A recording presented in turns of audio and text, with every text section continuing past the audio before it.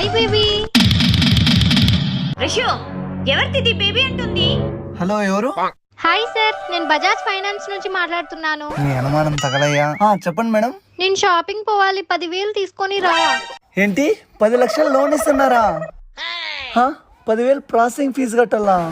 నా దగ్గర డబ్బులు లేవులేదా, నీ వద్దని చెప్పేస్తా. ఒక్క నిమిషం తీసుకో రిషు. బజాజ్ ఫైనాన్స్ అంట. చెప్పండి మేడం. బజాజ్ ఫైనాన్స్ అంట. హలో.